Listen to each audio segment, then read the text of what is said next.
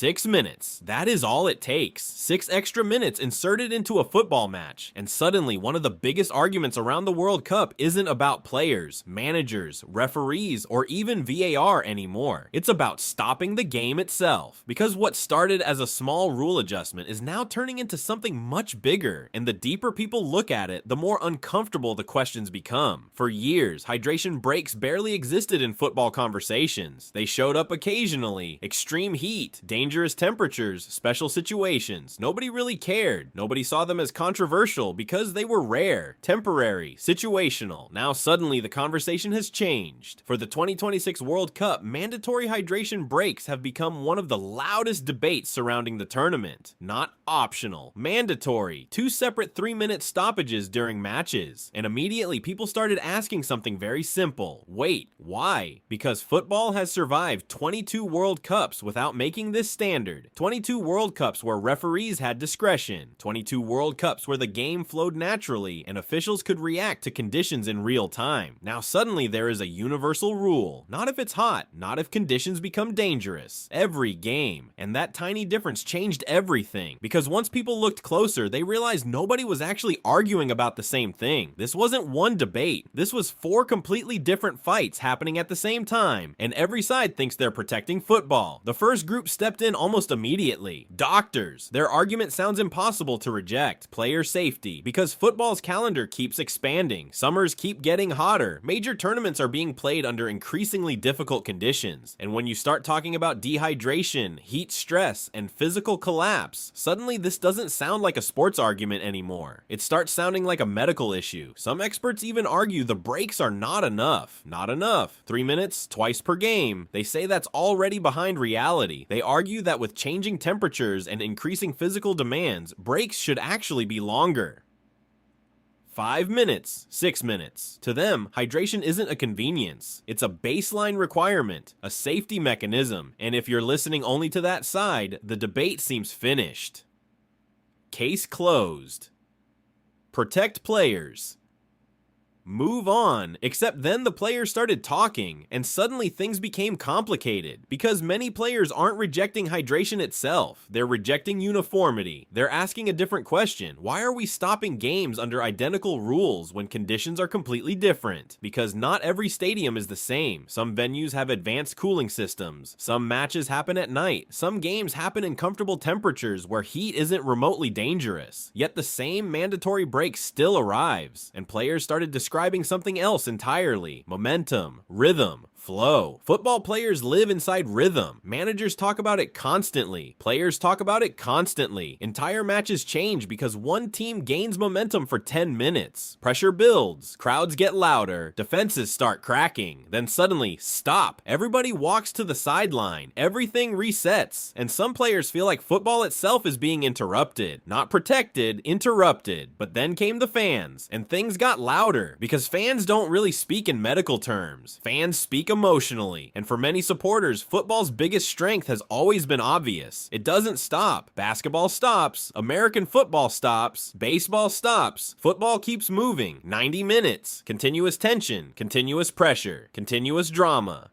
Until now, because surveys and reactions started showing overwhelming frustration. Huge portions of supporters rejected these mandatory stoppages completely. Momentum killers, artificial interruptions, a dilution of the sport itself. And suddenly people started asking a question nobody was asking at the beginning. Are we changing football into something else? Because football fans are protective, very protective. Small changes become big arguments fast. Goal line technology, VAR, expanded tournaments, added stoppage time. Every adjustment creates fears that football slowly loses pieces of itself, and now another change had arrived. But then something strange happened. One group wasn't complaining. One group looked surprisingly comfortable. Coaches. Because while everyone else argued about health and rhythm and fairness, managers quietly discovered something. These breaks were useful, very useful, because 3 minutes is not really 3 minutes. 3 minutes is an opportunity. 3 minutes to reorganize shape. 3 minutes to fix tactical problems, 3 minutes to stop a collapse, 3 minutes to calm panic, 3 minutes to completely alter a match. And coaches started admitting it. Some used boards, some gave tactical instructions, some reviewed situations, some essentially treated these moments like mini timeouts. And suddenly a weird contradiction appeared. Fans hated them, players questioned them, doctors wanted even more, and coaches were secretly winning. But somehow that wasn't the biggest twist, not even close, because eventually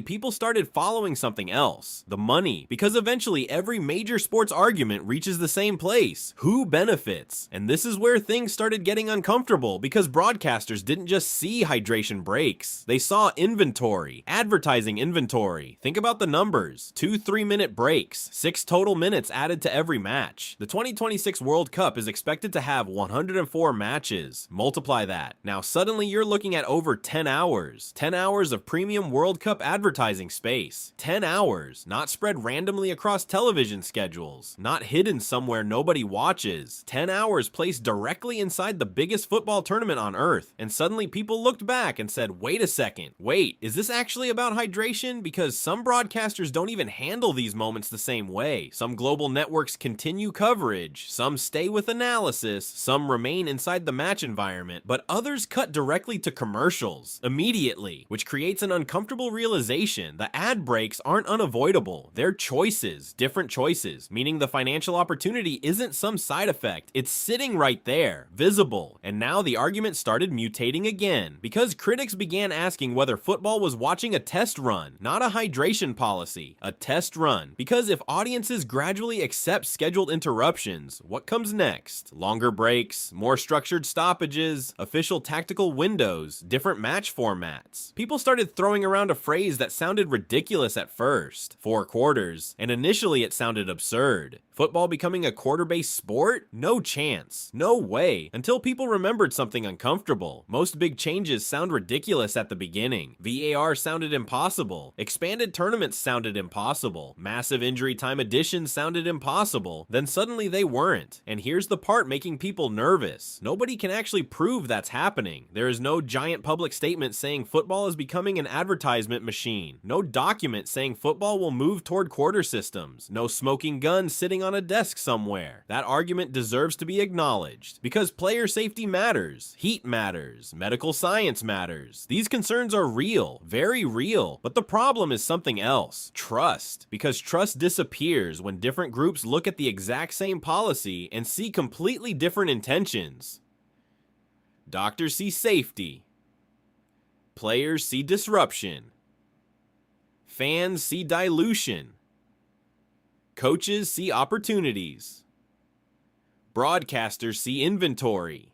And when everyone sees something different, people start asking what the real purpose actually is. That's where the debate stops being about hydration. That's where it becomes something bigger, because football fans can accept changes they understand. They can even accept unpopular changes. But uncertainty, that becomes dangerous, because uncertainty creates suspicion. Suspicion creates narratives, and narratives become almost impossible to reverse, especially during the biggest tournament on earth. So now the World Cup is moving towards something strange.